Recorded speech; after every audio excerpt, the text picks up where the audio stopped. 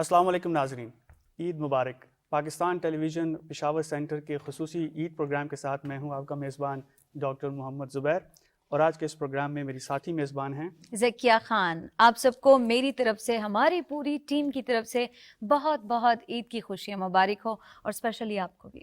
جی بہت بہت شکریہ ذکیہ۔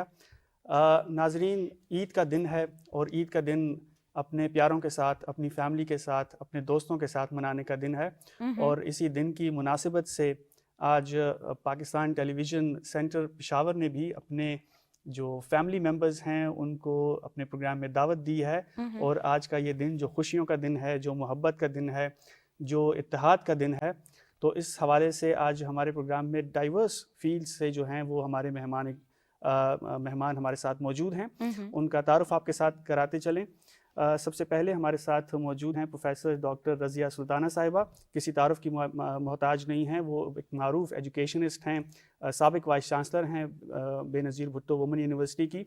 ان کے ساتھ تشریف رکھتی ہیں ڈاکٹر صنم وگما خٹک صاحبہ، فیکلٹی ممبر ہیں پشاور یونیورسٹی میں شعبہ اقتصادیات کی، اکنامکس کی۔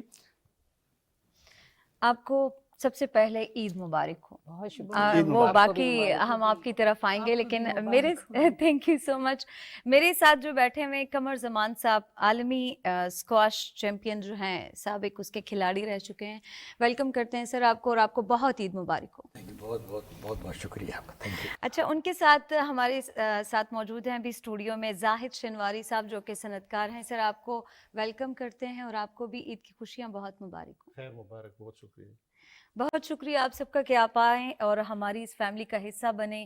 عید اچھی گزر رہی ہوگی، ظاہر آپ نے ہم کو ٹائم دیا ہے۔ گھر میں کیا ذمہ داریاں ہوتی ہیں، تھوڑا سا بتائیں گے ہمیں؟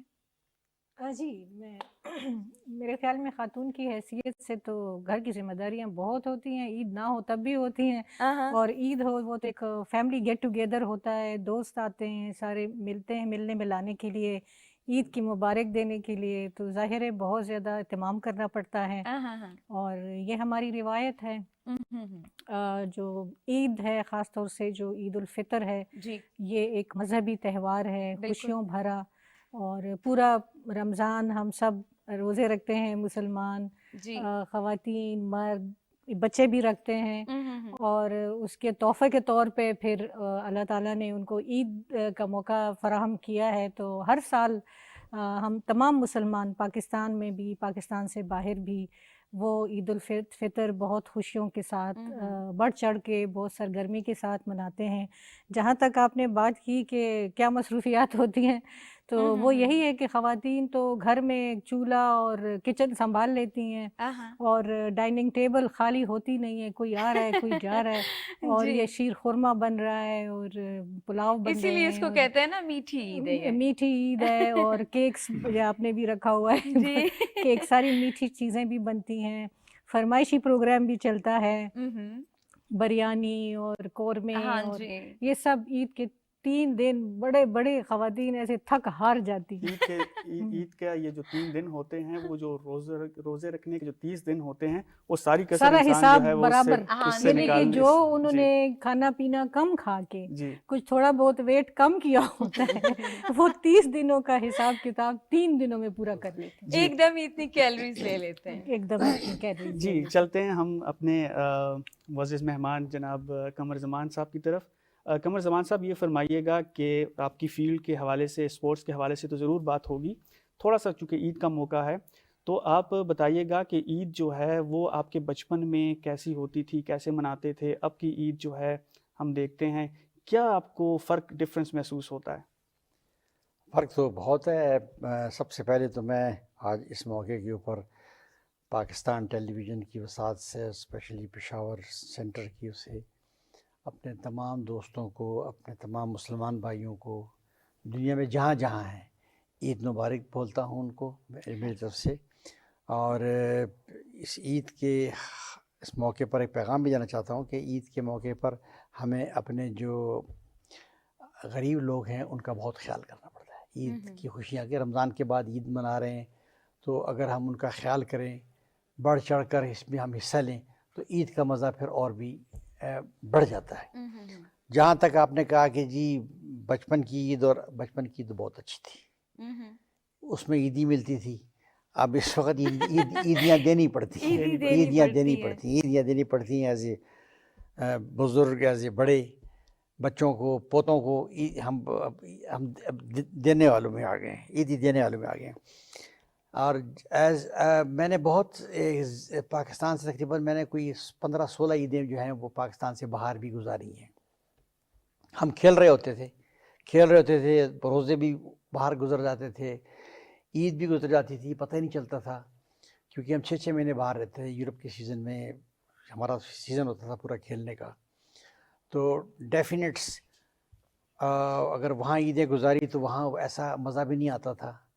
مزہ آتا ہے عید کا اپنے گھر کے اندر, جہاں آپ کے رشتہ دار, دوست, یار سب موجود ہوں. جیسے کہ ابھی ڈاکٹر رضیہ سلطانہ صاحبہ نے کہا کہ وہ کچن پہ, تو یہ دیکھیں یہ موقع ان کو یہیں ملتا ہے. اگر یہ کہیں باہر ہوتی تو شاید یہ موقع ان کو نہ ملتا. تو یہ بھی ایک مزہ ہے, اور یہ مزہ آپ تبھی لے سکتے ہیں جب آپ اپنے گھر میں ہوں, اپنے ملک میں ہوں, اپنے خاندان کے اندر آپ اس کو عید منا رہے ہوں. زبردست. زاہد شنواری صاحب, آپ کیسی عید مناتے ہیں؟ میں بھی سب سے پہلے اس پر مسرت موقع پر, اس خوشیوں کے موقع پر اپنے تمام ناظرین کو اور یہاں پہ بیٹھے ہوئے مہمان اور جو اسٹاف ہے پی ٹی وی سب کو عید مبارک کہتا ہوں. خیر مبارک. اور جس طرح قمر زمان صاحب نے بات کی ہے, عید تو کہتے ہیں کہ بچوں کی ہوتی ہے جی, لیکن والدین کے لیے بچوں کی خوشیاں بھی بڑی مہم ہوتی ہے, اور اگر بچیاں خوش ہیں تو ہماری بھی عید ہو جاتی ہے. تو اس حوالے سے جس طرح میڈم نے بات کی ہے کہ ان کی ذمہ داریاں ہیں, لیکن مردوں کی بھی ذمہ داریاں ہوتی ہے جی, اور ہم نے بھی اپنا رول ادا کرنا ہوتا ہے. تو بیسیکلی ہمارے تو ایک بیک گراؤنڈ ہے شنواری اور قبائلی بیک گراؤنڈ میں, تو ہمارے لیے میٹھی عید نہیں ہوتی, ہم اس پہ بھی باربیکیو بناتے ہیں. اچھا, تو مطلب باربیکیو قبائلیوں کی جو عید ہے وہ تھوڑی سی الگ ہوتی وہ ہے. الگ ہوتی ہے. جس طرح بڑی عید پہ, عید الاضحیٰ پہ اکثر لوگ جانوروں کی قربانیاں کر کے باربیکیو بناتے ہیں, ہم یہ چھوٹی عید پہ بھی کرتے ہیں. اچھا جی. اور اس مرحلے سے گزر کے ہمارے اپنے رشتہ دار جو خاص کر سب سے پہلے تو اپنے ہمسایوں کے ساتھ ہماری عید مبارک کا سلسلہ ہوتا ہے, آنا جانا ہوتا ہے. پھر اپنے رشتہ داروں کے ساتھ, تو ایک دن تو یہ اپنی فیملی رشتہ داروں کے ساتھ عید مبارک, اگر کوئی بیمار ہے اس کی تیمارداری ہو جاتی ہے اور وہ اس طرح کی گزر جاتی ہے. پھر ہمارے دوستوں کا ٹائم آ جاتا ہے, پھر دوستوں کے ساتھ میل ملاپ ہوتا ہے. تو بڑا بیزی گزرتا ہے ہمارے, اور ہماری چھٹیاں بھی اتنی زیادہ نہیں ہوتی کیونکہ 2-3 دن جو ہے اس میں گزر جاتے ہیں, اور چوتھے دن تو ہمارے آفیسز کھل جاتے ہیں. تو بیسیکلی جو شہر کے لوگ ہیں, میں یہ سمجھتا ہوں کہ اصل جو عید کا مزہ ہے وہ گاؤں کا ہے, اور گاؤں میں ابھی بھی عید کو جس طریقے سے منایا جاتا ہے شاید شہر والوں کو اس کا پتہ نہیں. گاؤں اور شہر کی عید بھی مختلف ہوتی ہے یقیناً, ٹوٹلی مختلف اور پھر ہوتی ہے. مختلف شہروں کی عیدیں بھی جو ہے وہ ایک دوسرے سے کافی مختلف ہوتی ہیں. اسی حوالے سے ہم بات کریں گے ڈاکٹر صنم وگما خٹک سے.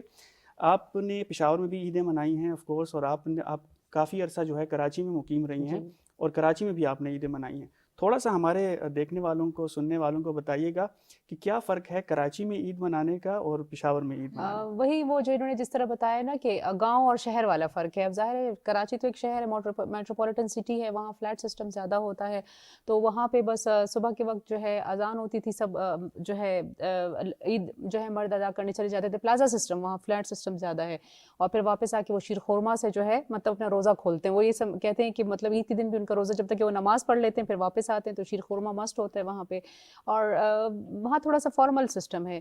پھر میں جب یہاں پہ آئی, پشاور آئی, تو ایون پشاور اور گاؤں میں بھی فرق ہوتا ہے. اب ہم جیسے گاؤں میں عید مناتے ہیں تو وہاں صبح صبح یہ لوگ آنا شروع ہو جاتے ہیں, حجرہ سسٹم جیسے انہوں نے بتایا, تو ہمارا پورا دن, جس طرح میڈم نے بھی بات کی کہ 3 دن ہمارا پورا کھانا پینا اور یہ لوازمات میں مہمانوں کی توازوں میں ہی لگ جاتا ہے. تو لیکن یہ اچھا لگتا ہے, بس سال میں ایک ہی دفعہ تو یہ موقع آتا ہے. ویسے ہی ہم لوگوں میں خلوص اور محبت تو وہ رہا نہیں جو پہلے تھا, تو ایٹ لیسٹ کم سے کم وہ عید پہ تو ہماری جو ہے ملاقات اپنے رشتہ داروں سے ہو جاتی ہے. یقیناً اپنے جو گھر کی خواتین ہیں ہمیں ان کا نہایت ہی مشکور ہونا چاہیے کہ نہ صرف جو ہے وہ رمضان کے 29-30 دن جو ہیں وہ ہمارے لیے اچھے اچھے کھانے اور افطاری اور سحری تیار کرتی ہیں, بلکہ عید کے 3 دن بھی جو مہمان آتے رہتے ہیں اور ان کی خاطر مدارت جو ہے وہ کی جاتی ہے.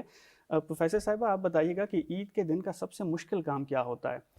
क्या जो खाना बनाना और मेहमानों की खातिर तवाज़ो करना, क्या ये मुश्किल होता है, या जो है वो सुबह सवेरे उठना जो है ईद के दिन वो ज़्यादा मुश्किल होता है, या जो है बच्चों को ईदी देना मुश्किल होता है? कौन सा काम ज़्यादा मेरे मुश्किल ख्याल होता मुझे तो इनमें से कोई भी काम मुश्किल नहीं लगता, हाँ, क्योंकि हम सारे ज़बरदस्त। इतने जी, ट्रेन हो चुके जी। हैं।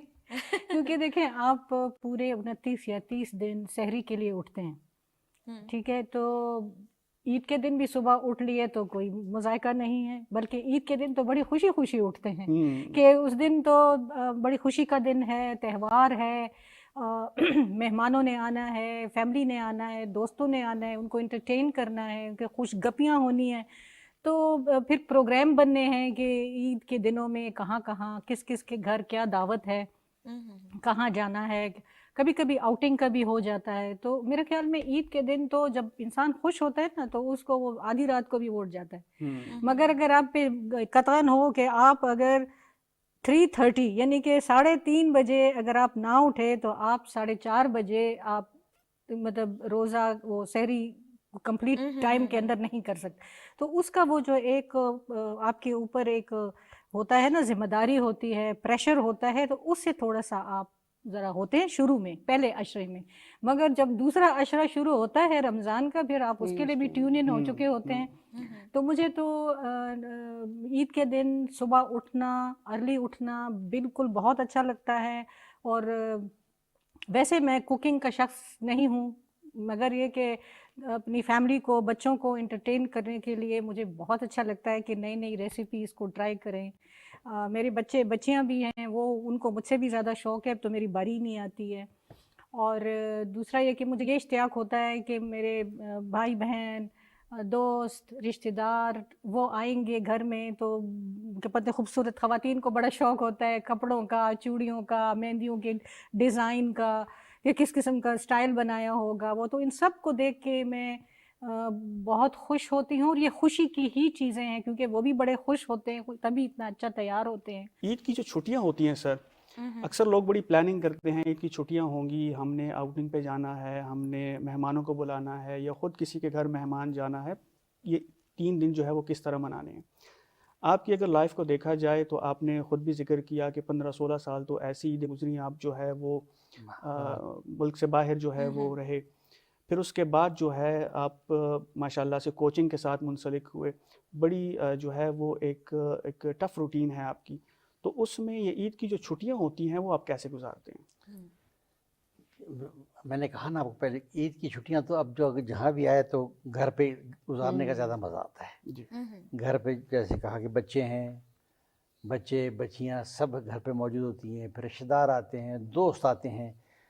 वो जब आते हैं, बैठते आते हैं, ईद मिलने के लिए आते हैं, दोस्त यार जो आते हैं, पुराने दोस्त आते, तो एक फीलिंग है, उसका एक और ही मज़ा है कि आपके दोस्त आए हैं, बैठे हैं, गले मिल रहे हैं आपसे आकर के, खाना पीना चल रहा है।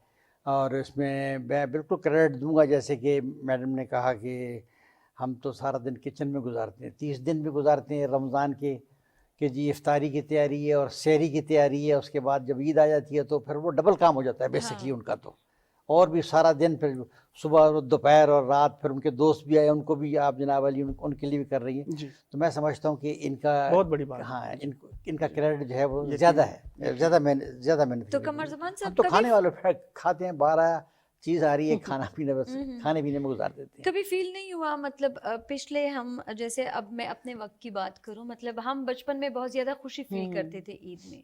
मतलब अगर कोई ड्रेसेस ले लिए, जो शॉपिंग होती है ईद की वो ले लिया, उसके लिए हम काफ़ी ज़्यादा खुश होते थे। कब ईद आनी है, एक एक रोज़ा हम गिनते थे कितने रह गए, ईद के लिए कितने दिन रह गए।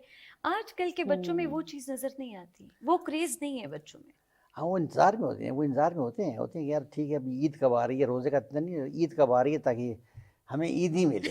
आजकल ईद ही के लिए खुश ईद के होते चक्कर हैं। बचे आए डेफिनेट, वो होता है बच्चों को, क्यों नहीं है।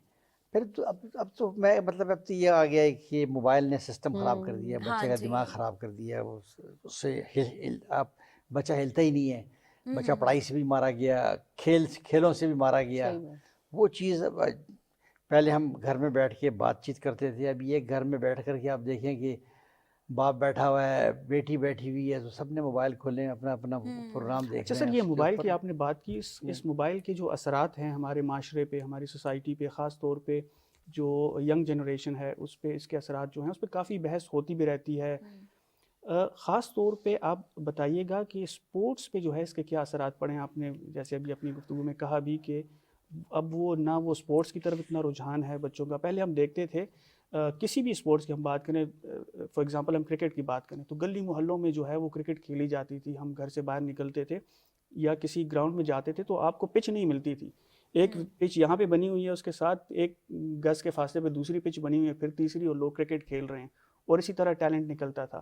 اسکواش کی ہم بات کریں, پاکستان نے جو ہے ایک نام کمایا دنیا میں, اب جو ہے وہ اس چیز کو ہم مس کرتے ہیں.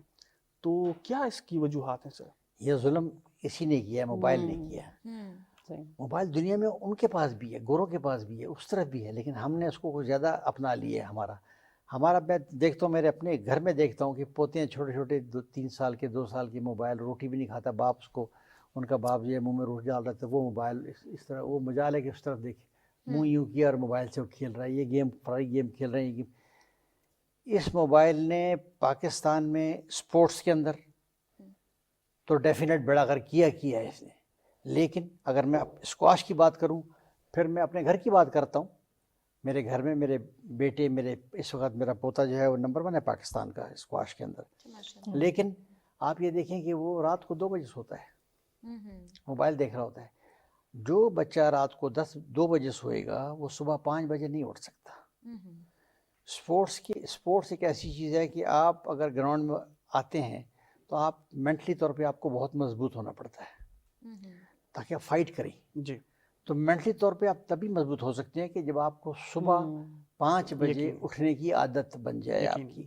کیونکہ نیند ہی آپ کو 5 بجے کے بعد مزیدار آتی ہے, لیکن آپ نے اٹھنا ہے اور آپ نے گراؤنڈ جانا ہے. لیکن اگر آپ 2 بجے سوئیں گے اور پھر آپ کو میں اگر زبردستی بدماشی سے اٹھاؤں گا 5 بجے, تو آپ اٹھ جائیں گے, آپ گراؤنڈ جائیں گے. لیکن اگر آپ کی باڈی کو 6 سے 7 گھنٹے کمپلیٹ ریسٹ نہیں ملا تو آپ کی ریکوری نہیں ہوتی. Then you damage your muscles, پھر اپنے مسل ڈیمیج کرتے ہیں. برین مسلز, آپ کے جو مسل ہوتے ہیں وہ پھر آپ ٹوٹتے جاتے ہیں. وہ امپرومنٹ آپ کی گیم میں کبھی نہیں آتی. جب آپ نے کمپلیٹ یہ ایک اسپورٹس ایسا نہیں ہے کہ بس آپ نے ورلڈ چیمپئن, ایک ڈسپلن ہے. اپنی لائف میں آپ کو ایک ڈسپلن لے کے آنا ہے. آپ نے جلدی کھانا ہے, جلدی سونا ہے, جلدی اٹھنا ہے. پھر پریکٹس ہے آپ کی, پریکٹس بھی ایمانداری سے کرنی ہے. اس میں تو شارٹ کٹ ہے ہی نہیں.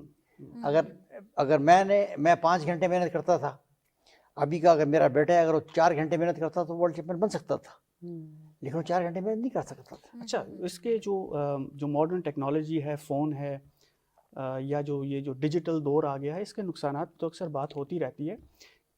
زاہد شنواری صاحب, آپ سے میں پوچھنا چاہوں گا کہ اس کے کیا کوئی پازیٹیو اس کی سائڈ بھی ہے, خاص طور پہ یہ جو اکانومی ڈیجیٹائز ہو گئی ہے اب, تو اس کا بزنس پہ اور انویسٹمنٹ پہ اور انڈسٹری پہ جو ہے اس کے کیا مثبت اثرات بھی آپ کچھ دیکھتے, آپ کچھ نظر آتے ہیں آپ کو؟ ہاں, یہ جو ماڈرن جو انفارمیشن اینڈ کمیونیکیشن ٹیکنالوجی دیکھیں بھائی, جو بھی ایک نئی ایجادات مارکیٹ میں آتی ہے یا جب بھی آئی ہے, جی, تو اس کے نیگیٹیوز اور پازیٹیو ساتھ لے کے آتی ہے. جی. یہ ڈیپینڈ کرتا ہے یوزر پہ کہ وہ اس کو آگے کس طرح یوٹیلائز کرتا ہے, اور ساتھ ساتھ تھوڑی بہت حکومت کی ریگولیشنز بھی بڑی امپورٹنٹ ہوتی ہے کہ اس کو کس طرح ریگولیٹ کرتے ہیں. قمر زمان صاحب نے جس طرح بات کی ہے, یہ ہمارے سب گھروں کا یہ مسئلہ ہے. جی. لیکن ہمیں اپنی بزنسز اور اکانومی کی اگر بات کریں تو اس میں بہت زیادہ پازیٹیوز ہیں. نیگیٹو ریولوشن آیا ہے, پورا ریولوشن, تو بزنس سارا آن لائن ہو گیا. دنیا میں ابھی کام کرنا, میٹنگ کرنا, کسی چیز کو خریدنا, پھر اس کو امپورٹ کرنا, یہ بہت ایزی ہو گیا ہے, بہت آسان ہو گیا. مثلاً پہلے ایک بات ہوتی تھی کہ اگر آپ کوئی ایسی گاڑی استعمال نہ کریں یا کوئی باہر سے وہ مشین اپنے انڈسٹری کے لیے نہ لائیں جن کے مارکیٹ میں پارٹس اویلیبل نہیں ہیں. لیکن آج کل یہ ہے کہ ود ان 48 آورس آپ دنیا کے کسی بھی کونے سے وہ متعلقہ پارٹ جو آپ کی گاڑی کا ہے یا آپ کی مشین کا ہے وہ آپ کے پاس آ جاتا ہے. یہ سارا ہماری جو ڈیجیٹلائز ہوئی ہے اکانومی, آن لائن شاپنگ شروع ہو گئی ہے اور شپمنٹ ساتھ آ جاتی ہے. تو اس کے علاوہ ہمیں اپنی پروڈکٹ کو ایڈورٹائز کرنا بڑا ایزی ہو گیا ہے, بہت آسان ہو گیا ہے.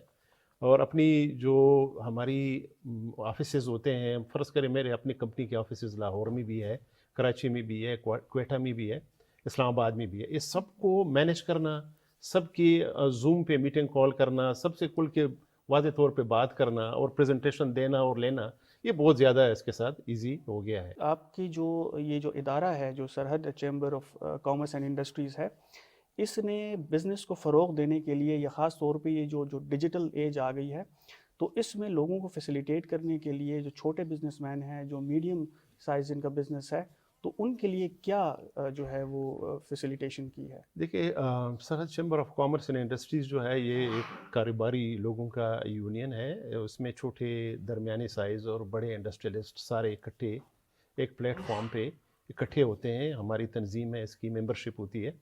ये हमारा 1958 में बना है, काफ़ी पुराना चैम्बर है और 5000 से ज़्यादा मेंबर्स है इसके, और पाकिस्तान का तीसरा बड़ा चैम्बर है। तो हमारी इंटरनेशनल मार्केटिंग करना, उसमें भी हमने बहुत ज़्यादा अपनी फीमेल्स को भी और मेल्स जो एंटरप्रेन्योरशिप है उसमें रेगुलर हमारा इसमें इंटरवेंशन है और सपोर्ट है।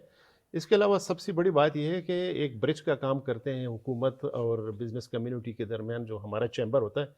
तो हम लोग रिजॉल्व करवाते हैं जब इशू हुकूमत के लेवल पे आ जाती है, स्टेट बैंक के साथ आती है, कस्टम या इनकम टैक्स के साथ आती है, तो ये मसाइल जो है इसमें मेन रोल हमारा चैम्बर अदा करता है।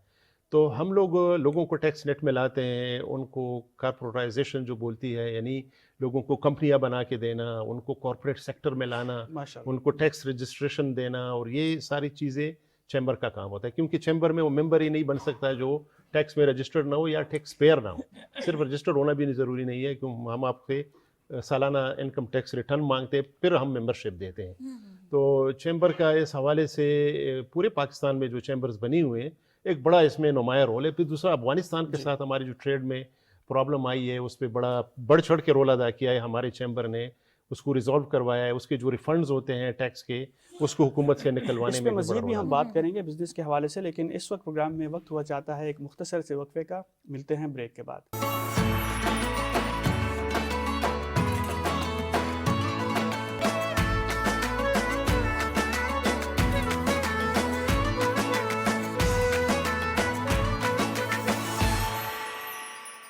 जी, वेलकम बैक नाज़रीन। एक बार फिर से आप सबको खुशामदीद करते हैं अपने प्रोग्राम में। आते हैं जी डॉक्टर सनम वगमा की तरफ। डॉक्टर सनम, ये बताइएगा, माहिर इक़्तिसादियात बहुत ही ड्राई सब्जेक्ट है, इसमें कैसे आपने अपना वो जो है फ्यूचर देखा है, इसके साथ अटैच रही हैं, और आजकल जैसे कि आपको पता है पाकिस्तान में मुआशी मसाइल बहुत ज़्यादा हो चुके हैं, क्या कहेंगे? देखिए, ये सब्जेक्ट आई डोंट नो, मुझे पता नहीं कि लोग कहते हैं कि बहुत ड्राई है, बहुत वो है। हालांकि मैंने तो इसमें अल्हम्दुलिल्लाह पीएचडी की विद डिस्टिंक्शन पोजीशन होल्डर रही हूँ मैं कराची यूनिवर्सिटी की, तो मुझे तो ये कभी ड्राई और वो नहीं लगा। अच्छा। और अगर आप देखें तो इकोनॉमिक्स तो आज it's the now the need of the time. Even बच्चे को भी पता है। अब मीडिया ने इस कदर ये इन्फ्लेशन और ये अनएम्प्लॉयमेंट इन अल्फाज को इतना ज़्यादा वो कर दिया है कि जब हम बच्चे होते थे हमें ये चीज़ें समझ नहीं आती थी कि मतलब ये क्या कहा जा रहा है। लेकिन आजकल मेरे ख्याल से स्कूल जो गोइंग किड होता है उसको भी पता होता है कि आजकल में ये डेप्रिसिएशन और करेंसी क्यों इस तरह से हो गई और ये चीज़ें। तो मेरे ख्याल से आजकल तो इकोनॉमिक्स हर एक लेमैन के लिए भी एक वो हो गया है, इजी हो गया है। तो एज मेरे अपनी सोच है, अगर आप किसी भी चीज़ को शौक से पढ़ते हैं, दिलचस्पी से पढ़ते हैं, तो आपको और पाकिस्तान जैसे डेवलपिंग कंट्रीज़ के लिए इकोनॉमिक्स का जो सब्जेक्ट है, मेरे ख्याल में इसकी और भी अहमियत जो है वो बढ़ जाती है। हम अगर अपना मुवाजना करते हैं डेवलप्ड कंट्रीज़ के साथ, तो इस स्टडी को जो है वो करने के लिए और इसको कंपेयर करने के लिए आपको जो है वो इकोनॉमिक्स के जो है बेसिक उसूलों की तरफ आना होगा। ऐसे ही है। पाकिस्तान में मसला ये है कि हमारे पास रिसोर्सेज की कमी नहीं है, रिसोर्सेज हमारे पास बहुत है। यहाँ पे जो मेन मसला है वो मिसमैनेजमेंट का है। उन रिसोर्सेज को हम सही तरीके से यूटिलाइज नहीं कर रहे। बेसिकली होना ये चाहिए कि आप जो इकोनॉमिस्ट लेते हैं, चाहे वो किसी भी लेवल पे हो, अगर वो विद स्ट्रेच आप लेंगे तो वो ज़्यादा बेहतर परफॉर्म कर सकते हैं। हमारे यहाँ ये होता है कि हम इस तरह के इकोनॉमिस्ट को हम बाहर से इंपोर्ट करते हैं, जिन्होंने ऑक्सफोर्ड से पढ़ा होता है, हार्वर्ड से पढ़ा होता है। अब जिस बंदे ने ऑक्सफोर्ड या हार्वर्ड से पढ़ा होता है तो उसको क्या पता कि जो थर में रहने वाला बंदा है उसकी ज़रूरियात क्या है। मतलब हम कहते हैं ना कि उसको भूख का क्या पता होगा कि जिसने सिर्फ भूख किताबों में देखी हो या उसने सिर्फ सर्दी जो है बाहर खिड़की से ही देखी हो। जब तक आप पे खुद वो चीज़ ना वो हो तो आप ऐसा जो है परफॉर्म नहीं कर सकते। बहरहाल हम इस पे जो है मज़ीद हम बात करेंगे। हम चलते हैं प्रोफेसर डॉक्टर रज़िया सुल्ताना की तरफ। तारीख़ आपका जो है वो शोबा रहा है, तारीख़ से आप वाबस्ता रही हैं, हिस्ट्री की आप प्रोफेसर हैं। अगर हम तारीख़ की बात करें تو آپ کیا دیکھتی ہیں کہ پاکستان کا ہم شمار کون سے ممالک میں ہم کر سکتے ہیں ایجوکیشن کے حوالے سے، کہ ایجوکیشن میں پچھلے 70-80 سالوں میں پاکستان نے کیا کوئی اچیومنٹس کی ہیں، کیونکہ آپ ایجوکیشن سے بھی آپ کا تعلق ہے، تو کیا دوسرے ممالک کے ساتھ اگر ہم موازنہ کریں تو پاکستان نے کوئی اچیومنٹس کی ہیں یا ابھی بھی ہم بہت زیادہ پیچھے ہیں دوسرے ممالک سے؟ نہیں، میرے خیال میں پیچھے تو نہیں کہہ سکتے، مگر اسٹرگلنگ فیز میں ضرور ہیں. جیسے کہ ہم باقی چیزوں میں اسٹرگلنگ فیز میں ہیں تو ایجوکیشن میں بھی اسٹرگلنگ فیز میں ہیں. اگر آپ لٹریسی کو لے لیں تو اس وقت لٹریسی ریشو کے حساب سے پاکستان ساؤتھ ایشیا میں سب سے لویسٹ اس کا پرسنٹیج ہے. اگر خواتین کا آپ لے لیں تو خواتین کے حوالے سے بھی پاکستان کا پرسنٹیج لٹریسی میں بات کریں، میں ہائر ایجوکیشن کی بات نہیں کر رہی، تو وہ سب سے لویسٹ ہے پاکستان کا. یعنی کہ اگر آپ اس پہ بیس کرتی ہے پھر آپ کی لیبر فورس، تو اگر آپ لیبر فورس کو لے لیں تو خواتین کی پارٹیسپیشن لیبر فورس میں بھی سب سے لویسٹ ہے پاکستان کی. تو میں یہ تو نہیں کہوں گی کہ پیچھے کی طرف ہم جا رہے ہیں، مگر ہم اسٹرگلنگ فیز میں ہیں، ہمیں زیادہ پیس کے ساتھ کام کرنا چاہیے. سر اسپورٹس پہ کیا آپ دیکھتے ایجوکیشن پہ ہیں؟ نہیں، ایجوکیشن پہ اسپورٹس کے حوالے سے اگر ہم بات کریں، یقیناً جو ہے تمام شعبوں کو ہم ساتھ ہمیں لے کے چلنا ہوگا. تو اسپورٹس کے حوالے سے جو گزشتہ 2-3 دہائیوں سے ہم دیکھ رہے ہیں کہ پاکستان میں ایک ڈکلائن آیا ہے اوور آل. ہمارے وقت میں اسکولوں میں ہر قسم کی سپورٹس ہوتی تھی، اسکول میں، کالجز میں. اب تو ہاں ایجوکیشن کی بات ہو رہی ہے، اب تو ایجوکیشن جو ہے وہ تو ایک بزنس بن گیا ہے. چھوٹے چھوٹے گھروں میں اسکول کھل گئے ہیں، گراؤنڈ تو ہے ہی، گراؤنڈ نامی کوئی چیز نہیں ہے. ٹھیک ہے، ہماری بڑی بڑی یونیورسٹیاں دیکھ لیں، بڑی بڑی یونیورسٹی، جتنے پرانے اسپورٹس مین آپ دیکھیں گے وہ سب، چاہے وہ پنجاب کے تھے، چاہے وہ بلوچستان میں تھے، چاہے وہ سندھ میں تھے، چاہے وہ یہاں کے تھے، تمام بچے جو ہیں وہ اسکول والے ہوا کرتی تھی. پھر یونیورسٹی کالجز میں، یونیورسٹیز میں وہ آگے آئے ہیں میدان میں، چاہے وہ ہاکی ہے، چاہے وہ کرکٹ ہے، چاہے وہ ٹینس ہے، یہ آئے ہیں بالکل، نو ڈاؤٹ. اس کی بہت بڑی ایڈوانٹیج ہے. پلیئر کو اچھا ایک ایجوکیٹڈ پلیئر ہوگا، اس کو کھیل میں اس کا بہت فائدہ ہوتا ہے. اس کو کھیل کے رول کی سمجھ آتی ہے. خالی یہ نہیں کہ آپ نے بس ریکٹ گھمایا تو آپ گیند کو مار جا رہے ہیں، اس کے ساتھ ساتھ آپ کو اس کے رول ریگولیشن، بات، ریفرنگ، اس کے آپ کو ہر چیز کا علم ہونا چاہیے. اس کے لیے اس کے لیے تعلیم ضروری ہے، آپ کے لیے اس کے لیے تعلیم ضروری ہے. لیکن ہمارے ساتھ یہ ہوا کہ اسپورٹس کے ساتھ کہ وقت کے ساتھ ساتھ ہمارا اسپورٹس مین جو ہے، کیونکہ اس کو فیسلٹیز نہیں ملی، اس کو تو ایک امیر زادہ ہی برداشت کر سکتا ہے. اور پھر امیر زادہ اگر وہ ہے تو اس کو کیا ضرورت ہے کھیلنے کی، وہ تو پھر وزن کم تو کرنے قمر کے لیے زمان کھیلتا صاحب ہے. پہلے جو اتنی فیسلٹیز نہیں تھی، ظاہر ہے آپ کے وقتوں میں اگر بات کی جائے، آج کل آپ کہاں کمی دیکھتے ہیں، کہاں پہ غلطی ہو رہی ہے؟ اپنی بھی ہے نا، دیکھیں اگر میں نے کھیلی تو میں بتاؤں آپ کو کہ میں تو پھٹی گیند سے کھیلتا تھا. میرے والد صاحب نے مجھے کہا، اس نے کہا برخوردار 60 روپے کی، میں تیرے لیے 2 روپے کی گیند تھی اس وقت، میں 60 روپے کی گیند لوں گا تو یہ تیرے 11 بہن بھائی کھائیں گے کیا؟ ٹھیک ہے، تنخواہ 300 روپے تنخواہ تھی میرے والد صاحب کی. میں نے کہا بابا مت لو میرے لیے گیند، میں خود لے لوں گا. کلب میں تھا، کوئٹہ میں تھا، کلب کے افسر جو کھیلتے تھے، گیند پھٹ جاتی تھی، پھٹی گیند میں اٹھا کے جمع کر کے اس کو میں ٹیپ لگا کے میں گھنٹوں اس سے کھیلتا تھا، گھنٹوں کھیلتا تھا. مجھے تو کسی نے نہیں کہا تھا کہ تم، میرا شوق تھا وہ، میں کرتا تھا. اب جب میں اس پھٹی گیند سے کھیلتا تھا، زور سے مارتا تھا، گیند پھٹ جاتی تھی.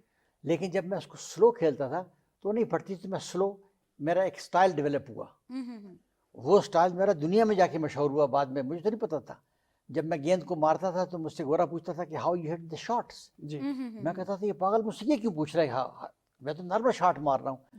لیکن میری گیم میں خوبصورتی تھی. مجھ کو انہوں نے خطاب دیا کہ یہ ماسٹر آف سٹروکس کا خطاب، ولکنسن سورڈس کا، اس سے مجھے آنر دیا انہوں نے، سورڈ دے کر. یہ پیور ٹیلنٹ ہے نا سر، یہ یہ نیچرل، یہ نیچرل ٹیلنٹ ہے، یہ نیچرل ٹیلنٹ. اس پہ محنت، اس پہ میں نے، اور جیف ہنٹ جیسے اس کو کھلاڑی کو آپ نے 2 گھنٹے 17 منٹ کا مقابلہ کیا تھا میں نے. ماشاءاللہ. پاکستان 13 سال سے ٹائٹل ہار رہا تھا، 13 سال کے بعد ٹائٹل پاکستان میں 75 میں واپس لے کر کے آیا. اس کے بعد پھر یہ سلسلہ میرے بعد پھر شروع ہوا، پھر جہانگیر آیا، پھر جہانشیر آیا. لیکن جہانشیر کے بعد بدقسمتی سے پلیئر نہیں آیا، کیونکہ جہانگیر جہانشیر دیور ایکسٹراڈنری ہارڈ ورکر تھے دونوں. یہ ڈکلائن، یہ کرائسس اگر ہم دیکھیں تو پاکستان کی معیشت بھی اسی کرائسس کا شکار ہے. زاہد شنواری صاحب، گزشتہ کئی دہائیوں سے ہم دیکھتے ہیں کہ پاکستان میں انویسٹمنٹ میں کمی آئی ہے، ان امپلائمنٹ بڑھی ہے، غربت بڑھی ہے، بیڈ گورننس ہے, بہت سارے ایشوز ہیں اکانومی کے. اور خاص طور پہ پھر اگر ہم اپنے صوبے کی بات کریں تو ایک عمومی تاثر یہ پایا جاتا ہے کہ شاید گزشتہ 2 دہائیوں سے یہاں پہ جو ہے وہ انویسٹرز کا جو ہے وہ کانفیڈنس, تھوڑا سا ٹرسٹ کم ہوا ہے, اور یہاں سے انویسٹرز جو ہیں وہ اپنا پیسہ دوسرے بڑے شہروں میں یا ملک سے باہر جو ہے وہ منتقل کر رہے ہیں. کتنی اس میں صداقت ہے نہیں ہے وہ ایک الگ ایشو ہے, لیکن ہمارے اس جو اکنامک میل ڈاؤن ہے اس کا حل آخر میں کیا ہے؟ ایز اے اکانومسٹ جو ہے آپ کیا دیکھتے ہیں, as a industrialist, as a business man آپ کیا سمجھتے ہیں کہ حکومت کو کیا کرنا چاہیے, سول سوسائٹی کو کیا کرنا چاہیے, بزنس کمیونٹی کو کیا کرنا چاہیے؟ دیکھیں ایک بات آپ کو بتا دوں کہ سب سے بڑا مسئلہ تو آپ کے ترجیحات کا ہے کہ آپ کی جو مختلف حکومتیں آئی ہے ان کی ترجیحات کیا رہی ہیں. تو کبھی بھی اکانومی ہماری ترجیح نمبر 1 یا پرائیورٹی سیکٹر نہیں رہا. بڑی بدقسمتی ہے اور اس کو ہم نے اگنور کیا. پھر اکانومی آئسولیشن میں نہیں چلتی, جس طرح میڈم نے بات کی ہے, اسپورٹس کے حوالے سے بات کی ہے. سملرلی جب تک آپ کا ایجوکیشن سسٹم اور آپ کا ہیلتھ سیکٹر بھی ضروری ہے, یہ 2 سسٹم آپ کے صحیح اسٹرانگ فوٹنگ پہ نہیں ہے اور وہ صحیح نہیں چل رہے ہیں, اس کو بھی آپ نے صحیح طریقے سے اسٹرانگ نہیں کیا, اس کو سپورٹ نہیں کیا, تو تب آپ کی اکانومی کے لیے پرابلم یہ ہے کہ آپ کو اسکل لیبر نہیں ملتے, آپ کو پروڈکٹیوٹی کا ایشو آ جاتا ہے, پروڈکٹیو لیبر نہیں ملتا, اور آپ کو اپنے ٹیکسیشن آفیسرز, مطلب ہیومن ریسورس ڈیولپمنٹ جو ہے یہ ہمارا بنیادی سورس ہے. تو پرائیورٹیز کے بعد ہم نے اس چیز کو اگنور کیا کہ ہمارے ملک کی اسٹرینتھ کیا ہے. ہم نے اپنے اسٹرینتھس پہ کھیلنا تھا, ہر بندہ اپنے اسٹرینتھس پہ اور اپنی اسٹرانگ گراؤنڈس پہ کھیلتا ہے, وہ ہم نے اس سے فائدہ نہیں اٹھایا. اگر ہمارے ٹورزم کا اسٹرینتھ تھا اس کو ہم نے ایکسپلور نہیں کیا. اگر ہمارے پاس ایگریکلچر بہت بڑا پوٹینشیل تھا ہمارے اس ملک کا, پورے ساؤتھ ایشیا میں ایگریکلچر بہت زیادہ ہے, وہ آپ دیکھ لیں کہ ہمارے ایگریکلچر جو ہے وہ اس طریقے سے آگے نہیں جا سکا. پوری دنیا کو تو چھوڑے, پورے جو ہمارا ساؤتھ ایشیا کا ریجن ہے اس ریجن میں بھی پر ایکڑ ییلڈ جو ہے ہر پیداوار میں ہماری سب سے کم ہے, یعنی اپنے ہمسائے ملکوں کے حوالے سے بھی بات کر لوں. تو اس کے ساتھ ساتھ آپ دیکھ لیں کہ کنسسٹنسی آف پالیسیز کی جو میں بات کر رہا ہوں, میں جب پریزیڈنٹ تھا ہم نے اپنے صوبے کے لیول پہ ایک کانفرنس کی جس کا نام تھا چارٹر آف اکانومی. اب یہ لفظ بڑا مشہور ہو گیا ہے, لیکن اس وقت میں 2000 جب سے موجودہ پرائم منسٹر جو اس وقت اپوزیشن لیڈر تھے, یہ لیکن 2013-14 میں شاید اس نام کو بھی جاننے والے تھے, تو میں نے پورے صوبے کے جو تمام پارٹیز کے ہیڈز تھے اس کو بلایا اور ان کے ساتھ بیٹھ کے ہم نے اپنی ساری جو اسٹرینتھس ہے اور جو ایشوز ہے, جو مسائل ہیں, دونوں سامنے رکھے, اس کا ایک وے فارورڈ بنایا اور ان سے ریکویسٹ کی ہے کہ آپ حکومت میں ہو یا اپوزیشن پہ ہو, آپ ہر چیز پہ لڑتے رہو, مہربانی کرے اکانومی پہ نہ لڑیں. اور یہ جو ہماری ایشوز ہے, مسائل ہے یا اکنامک ڈیولپمنٹ پلان ہے, اس کے اوپر آپ ہمارے ساتھ سائن کریں کہ آج کے بعد جو ہے اگر آپ حکومت میں ہوں گے, اپوزیشن میں ہوں گے, سینٹ میں ہوں گے, نیشنل اسمبلی یا صوبائی اسمبلی, تو ہر جگہ پہ اس چارٹر آف اکانومی کو آپ آگے بڑھاؤ گے. اور میرے پاس وہ دستخط شدہ وہ ڈاکومنٹ موجود ہے کہ جس پہ تمام پارٹیوں کے ہیڈز کے سائنز ہیں. بڑی اچھی پارٹیسپیشن ہوئی. مطلب میرا یہ تھا کہ اب یہ ہمارا نیشنل ریکوائرمنٹ بھی ہے کہ نیشنل لیول پہ ایک چارٹر آف اکانومی ہو, جس طرح میڈم نے بات کی ہے کہ پالیسیز جو مسلسل چینج ہو رہی ہے, اس سے اب پرابلم یہ ہو گیا ہے کہ لوگ ہمارے ملک سے بھی باہر جا رہے ہیں انویسٹر, اور ہمارے صوبے سے امن و امان کا بھی ایک ایشو آیا. پھر ہمارے ہاں یہاں پہ آپ دیکھ لیں تو مارکیٹ بھی نہیں ہے, سمندر سے دوری بھی ہے. حکومت نے اس چیز کو بھی نیوٹرلائز نہیں کیا جو ہمارے ڈس ایڈوانٹیجز ہے, کیونکہ مال بنا کے میں نے بیچنا تو وہی پنجاب میں ہے, تو میں را مٹیریل ادھر سے لا رہا ہوں, مال ادھر بناؤں گا تو میں کمپیٹ نہیں کر سکتا. تو اس کا مسئلہ یہ آ گیا کہ سینٹرل پنجاب میں اور کراچی میں سارے انڈسٹریز جو ہے اور انویسٹرز وہاں پہ جمع ہو گئے, اور ہمارا جو بلوچستان ہے اور خیبر پختونخوا ہے وہ اس لحاظ سے بہت پیچھے رہ گئے, کیونکہ فلائٹ کیپٹل جو ہے یہ بہت بڑا مسئلہ ہوتا ہے. جس علاقے سے سرمایہ نکل گیا اس کی تباہی ہے. آپ دیکھیں کہ کینیڈا اور امریکہ آپ کو بڑی مشکل سے ویزا دیتا ہے, لیکن آپ $1 لاکھ انویسٹمنٹ کریں وہ تمہیں پاسپورٹ دے دیتا ہے. ویزا تو چھوڑ دینا, نیشنلٹی آپ کو مل جاتی ہے $2 لاکھ پہ. ایک ہمارے ہاں انڈسٹری میں تو چھوٹی سی فیکٹری بھی ہو, اس کی قیمت کوئی 10-12 کروڑ 15 کروڑ سے کم نہیں ہوتی. تو اب ان لوگوں کو بھی ہم نے عزت نہیں دی کہ جو یہاں پہ ان مشکل حالات میں کام کر رہے ہیں, جن کے لیے دنیا کھلی ہے, جہاں جانا چاہے وہ جا سکتے ہیں, اور جو ریسورسفل آدمی ہے. تو میں یہ کہہ رہا ہوں کہ ہم نے اپنی جو پرائیورٹیز ہے اس کو ٹھیک نہیں رکھا. جی ناظرین, بات چیت تو جاری رہے گی, لیکن اس وقت وقت ہوا چاہتا ہے ایک مختصر سے وقفے کا. ملتے ہیں بریک کے بعد.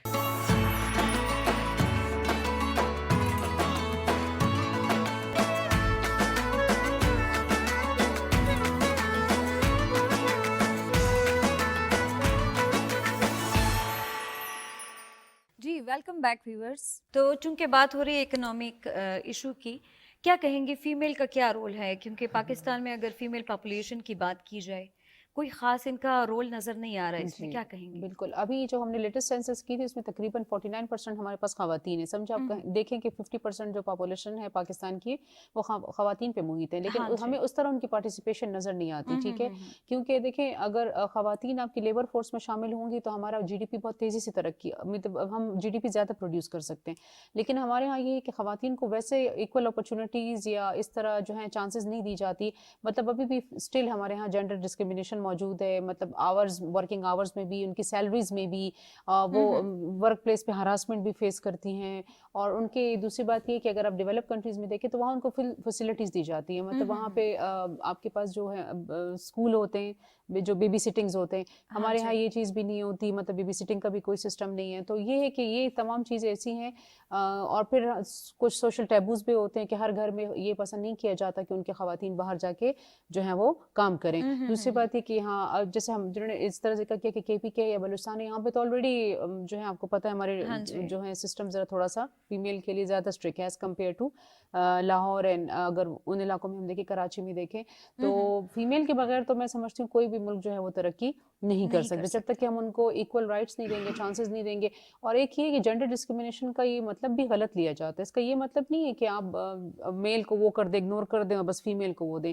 बेसिकली जेंडर डिस्क्रिमिनेशन जो हम कहते हैं ना कि वो ये होता है कि उनको इक्वल राइट्स एंड चांसेस दें। जिस तरह हम मेल को दे रहे हैं तो female should also be given the equal chances and rights, यानी उनको भी एक डिसीजन जो है लेना चाहिए, उनको भी कंट्रोल होना चाहिए अपनी लाइफ का, कि उनके बारे में उनका डिसीजन कोई और ना ले। उनके में इतनी होनी चाहिए, उनके पास इतनी स्पेस या इतनी वो नो हाउ कि वो अपने जो डिसीजंस हैं, चाहे वो उनके एजुकेशन से हो या उनके मैरिज से हो या उनके अर्निंग से हो, वो एटलीस्ट वो खुद अपनी जो है ले सकें, वो किसी और पे मोहताज ना हो।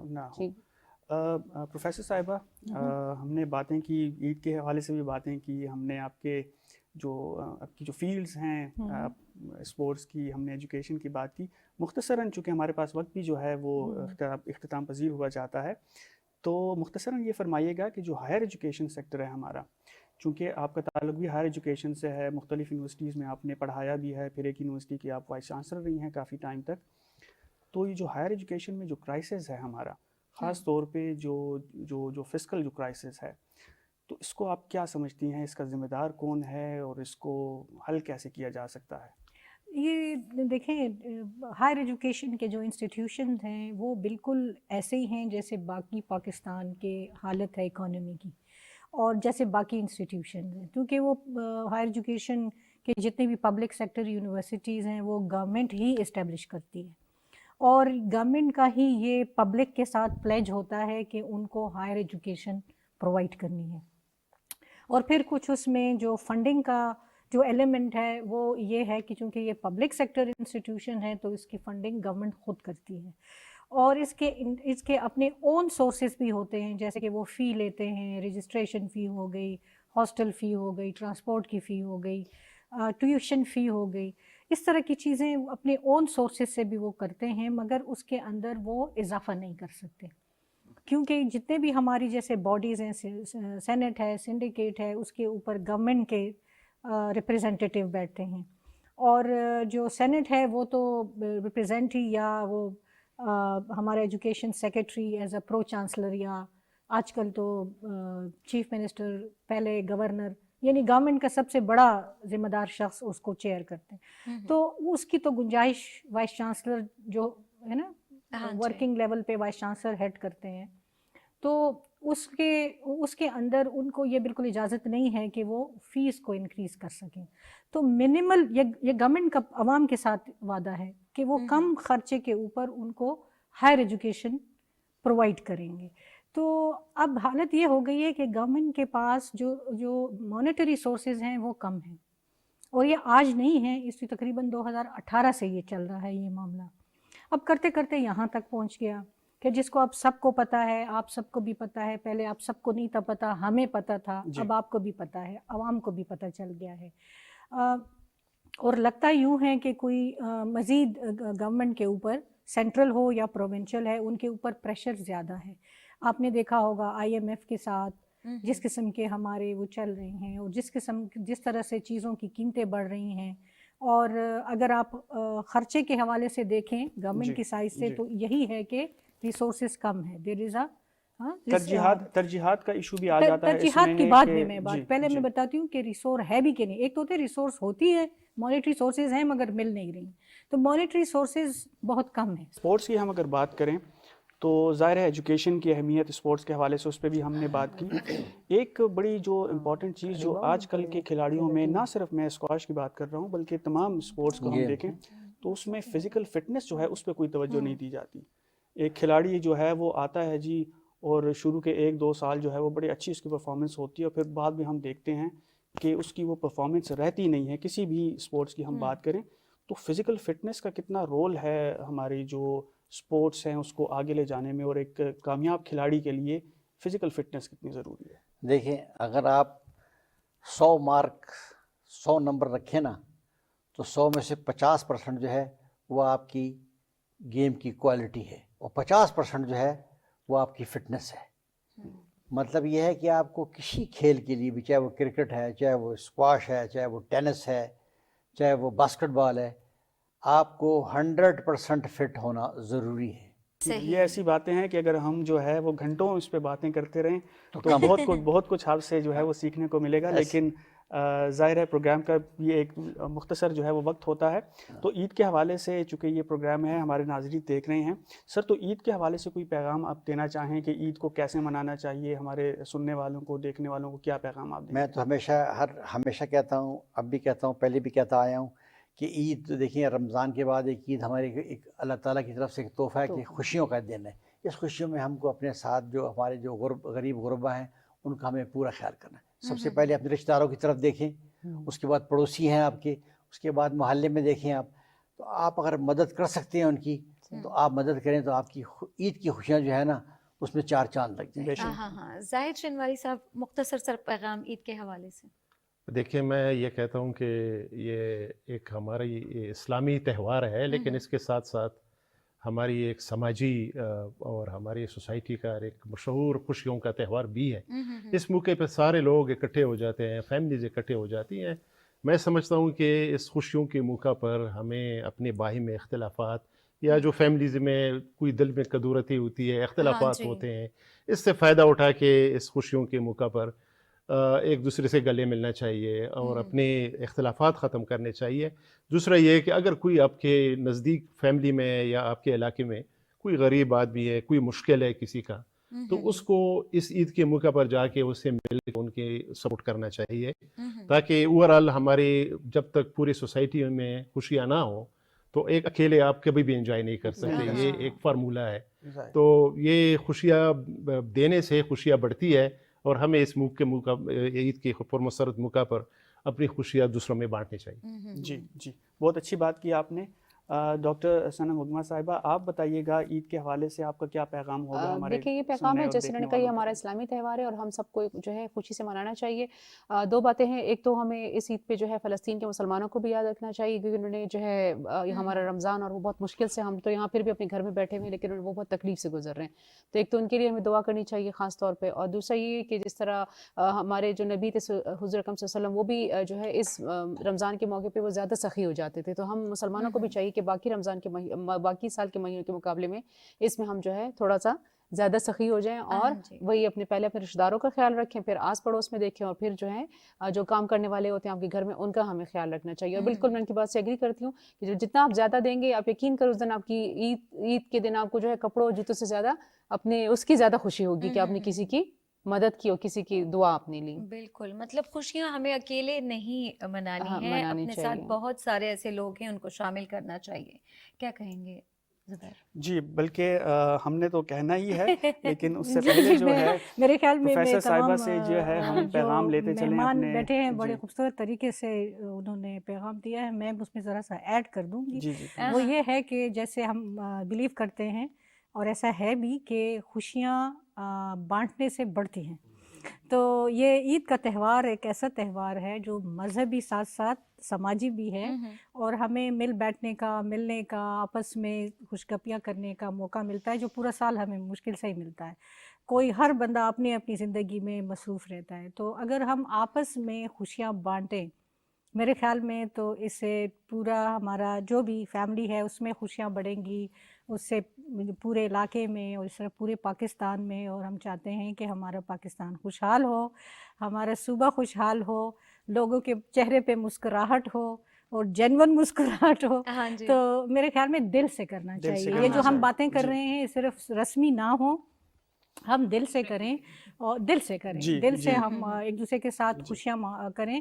اور جیسے انہوں نے فرمایا کہ لوگوں کو معاف کر دینا چاہیے گلے، تو میرے خیال میں دل سے معاف کر دینا چاہیے. یقیناً اصل خوشی تب جی ملتی ہے جب آپ دل سے معاف کرتے ہیں اور دل سے لوگوں کے ساتھ خوشیاں شیئر کرتے ہیں یا بانٹتے ہیں. ہمارے تو میرا خوشی چاروں کا یہی جی پیغام، جی عید کا پیغام جی ہے کہ آپ سب کو عید مبارک ہو اور آپ خوش رہیں اور خوشیاں مناتے رہیں. ماشاء اللہ، بہت بہت بہت شکریہ. ہمارے جو معزز مہمان ہیں ان کی اگر ہم باتوں کو ذکیہ آگے ہاں بڑھائیں جی. تو ان کا یہی پیغام ہے کہ یہ عید جو ہے یہ صرف ایک تہوار نہیں ہے بلکہ دوسروں کو اپنی خوشی میں شامل کرنے کا نام ہے اور ان کو یاد کرنے کا نام ہے. خاص طور پہ اس وقت جو ملک کے حالات ہیں ہمارے سامنے، ہمارے جو سیکیورٹی فورسز کے جوان ہیں جو کہ شہادتیں دے رہے ہیں، پولیس کے جوان ہیں، ہماری فوج ہے، تو ان لوگوں کو بھی یاد رکھنا چاہیے کہ جنہوں نے ہمارے امن کے لیے اور اس ملک کے امن کے لیے جو ہے وہ اپنی جانیں پیش کی. اس کے علاوہ اگر ہم دیکھیں تو خطے میں اگر ہم دیکھیں تو کشمیر کے مسلمانوں کو، اور جیسے ڈاکٹر صاحبہ نے کہا کہ غزہ اور فلسطین کے مسلمانوں کو، ان تمام جو کہ عید شاید اس طرح نہیں منا رہے جس طرح ہم لوگ جو ہیں وہ عید منا رہے ہیں، تو ان کو بھی اپنی خوشی میں یاد رکھنے کا نام جو ہے وہ عید ہے. بالکل بالکل ایسا ہی ہے. جی، تو اسی کے ساتھ ہی ناظرین ہمارے پروگرام کا جو وقت ہے وہ اختتام پذیر ہوا چاہتا ہے. یقین جانے دل نہیں کر رہا اتنے خوبصورت مہمانوں سے اجازت لینے کا، لیکن وقت کی کمی جو ہے وہ آڑے آ رہی ہے. انشاءاللہ کسی اور موقع پہ، خوشی کے موقع پہ آپ سے دوبارہ ملاقات ہوگی. اپنا بہت خیال رکھیے گا. ایک بار پھر آپ سب کو عید مبارک. اللہ حافظ.